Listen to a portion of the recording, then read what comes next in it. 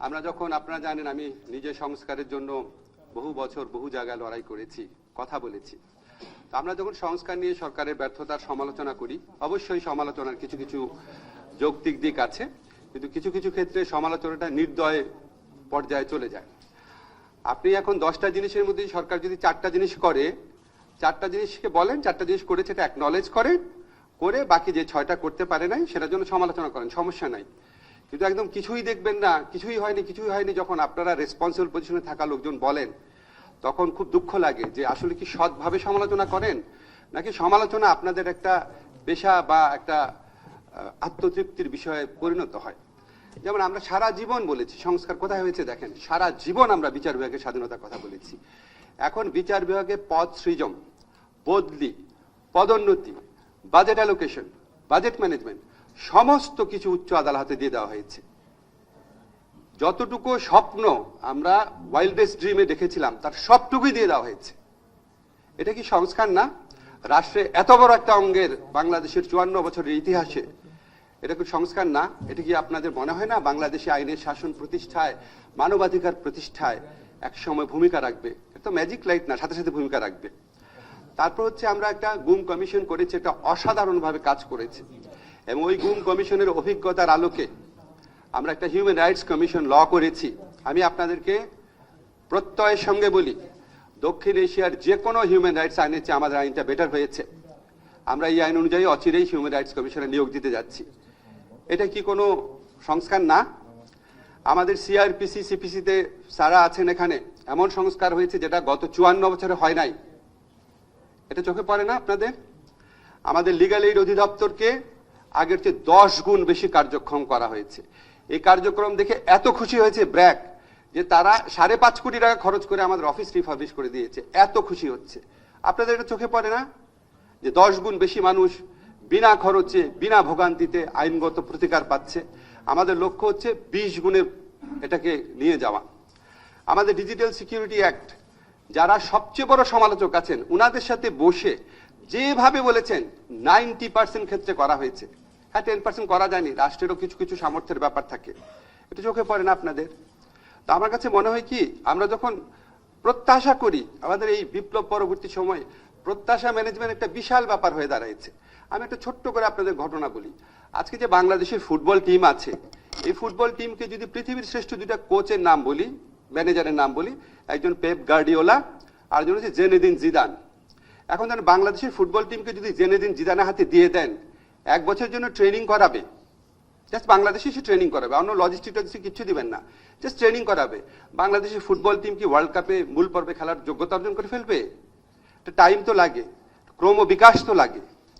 তারপর আমাদের সরকারের সাফল্য নিয়ে অনেক সমালোচনা থাকতে পারে, কিন্তু আপনাদের কি কিছু জিনিস কখনো চোখে পড়ে নাই? এই যে এই সরকার এসে ভারতের আধিপত্য থেকে বাংলাদেশকে মুক্ত করেছে, ভারতের যে আগ্রাসী একটা ভূমিকা ছিল সব জায়গায়, সেখান থেকে স্বাধীন কণ্ঠে কথা বলতে পারছে ডক্টর মোহাম্মদ ইউনূসের নেতৃত্বে, এটা আমাদের কোনো অর্জন না?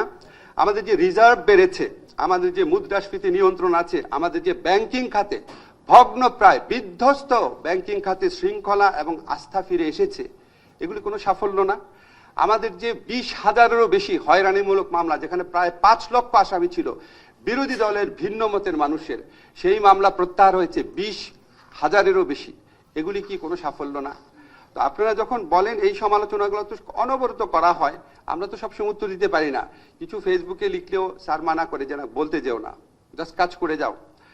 আর ব্যক্তি পর্যায়ে আপনারা বললেন, একজন ভাই বললেন সাইবার বুলিং এর বিরুদ্ধে ব্যবস্থা নিচ্ছেন না কেন? আপনারা বলেন তো বুকে হাত দিয়ে, বাংলাদেশে গত 16 মাসে সবচেয়ে বেশি সাইবার বুলিং কার এগেনস্টে হয়েছে? আমার এগেনস্টে হয়েছে।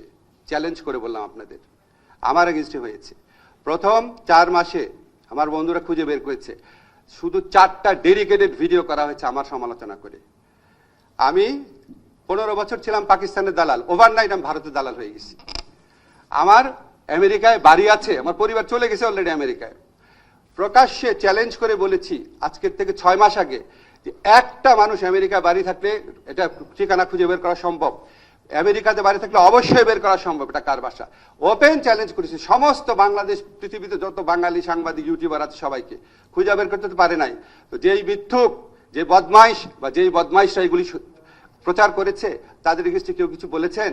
এর চেয়ে বড় সাইবার বুলিং হয়? একটা মানুষ যার জীবনে সততা সবচেয়ে বড় অহংকার, তার বিরুদ্ধে এই ধরনের ক্যাম্পেইন করা। তারপরে আরেকটা স্পেসিফিক এক্সাম্পল দেখি, দেখেন সমালোচনা কোন জায়গায় যায়। আমার পাশে বাংলাদেশের একজন স্বনামধন্য আইনজীবী আছেন, যদি আমি ভুল করে থাকি আরেকজন স্বনামধন্য আইনজীবী আছেন, ভাই বলেন, আমরা ভুল করে থাকলে বলেন, আপনিও আছেন, আমরা বলেন।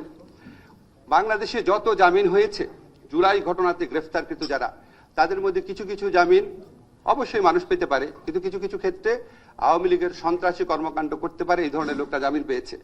এই জামিনের 90% হয়েছে হাইকোর্ট থেকে। হাইকোর্টে যে জামিন দেয়, জামিনটা দেয় হাইকোর্টের একজন বিচারক। তো জামিন দেওয়ার ক্ষেত্রে যদি কোনো ভুল থাকে সেটা বিচারকের দোষ।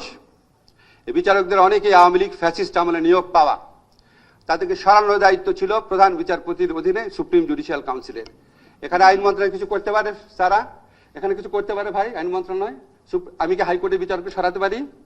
হাইকোর্টের বিচারক জামিন দিলে আমি কি হাইকোর্টের বিচারক ব্যবস্থা নিতে পারি? ভাই একটু সাউন্ড করে বলেন, পারি? পারি? তাহলে হাইকোর্টের বিচারক যদি জামিন দেয়, হাইকোর্টের বিচারক যদি অন্যায়মূলক ভাবে জামিন দেয়, সেটা হাইকোর্টের বিচারকের দোষ। আর হাইকোর্টের বিচারকের নিয়ন্ত্রণকারী হচ্ছে প্রধান বিচারপতি, তাহলে প্রধান বিচারপতি হচ্ছে প্রশ্ন করবেন। ঠিক কিনা বলেন আপনারা? আমি ভুল বলছি? যতগুলা হাইকোর্টে জামিন হয়েছে সবগুলা আমাকে দোষ দেওয়া হয়েছে, আসিফ নজরুলকে। কেন? আপনি যদি সত্যি এই জামিন বন্ধ করতে চান, তাহলে আপনি যারা এটার জন্য দায়ী তাদের বিরুদ্ধে কথা বলেন নাই কেন? আওয়ামী লীগের ফ্যাসিস্ট আমলেও তো আপনারা সিনহা, শামসুদ্দিন মানিক, খায়রুল হকের বিরুদ্ধে আমরা কথা বলেছিলাম। তখন বলা গেছে, তখন কি তত্ত্বাবধায়ক সরকার রায় বাতিল হইল কেন? খায়রুল হককে দোষ দিয়েছিলেন নাকি আইনমন্ত্রীকে দোষ দিয়েছিলেন? শামসুদ্দিন মানিকের উদ্ভট কর্মকাণ্ডের জন্য কি শামসুদ্দিন মানিককে দোষ দিয়েছিলেন নাকি আইনমন্ত্রীকে দোষ দিয়েছিলেন? তো এখন কেন আইনমন্ত্রীকে দোষ দেন? যে আইনমন্ত্রী কোনো সম্পর্কই নেই এটার সাথে, কিছু করারও নাই, তাহলে এটা কেন দেন? আমি অনেক চিন্তা করেছি, দুইটা কারণে দেয়। একটা হচ্ছে ভিউ ভালো হয় না, ব্যবসাটা ভালো হয়, মনিটাইজেশন হয়, আসিফ নজরুল নামে একটা গালি দিলে একটু টাকা আসে, এটা একটা। আর একটা হচ্ছে এখানে বিশেষ একটা রাজনৈতিক এজেন্ডা আছে। আসিফ নজরুলকে দুর্বল করলে বিশেষ রাজনৈতিক এজেন্ডা বাস্তবায়ন সহজ হয়। এই দুইটা ছাড়া আমি কোনো কারণ দেখি না। যারা অন্যায় জামিনের বিরুদ্ধে কথা বলতে চান, সত্যি যদি আপনারা চাইতেন, সত্যি যদি আপনাদের নিয়ত ভালো হতো, তাহলে জামিন যে বিচারকরা দেয় আর ওই বিচারকদের যিনি নিয়ন্ত্রণ করেন তাদের এগেইনস্টে আপনাদের বলা উচিত ছিল, বলেন নাই। এটা হচ্ছে উদাহরণ দিলাম ব্যক্তি পর্যায়ে আক্রমণ কোন জায়গায় গেছে।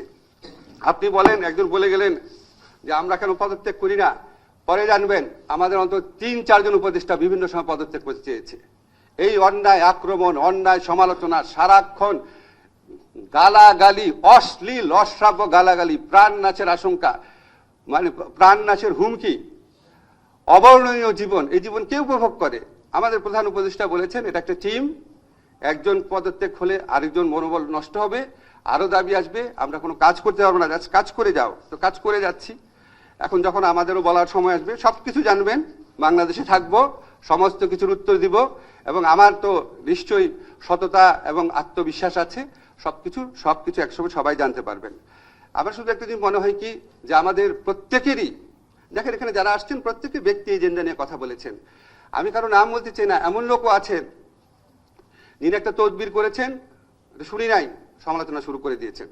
যিনি একটা বড় দলে নমিনেশন চেয়েছিলেন, পান নাই, সে বড় দলের সমালোচনা করা শুরু করে দিয়েছেন।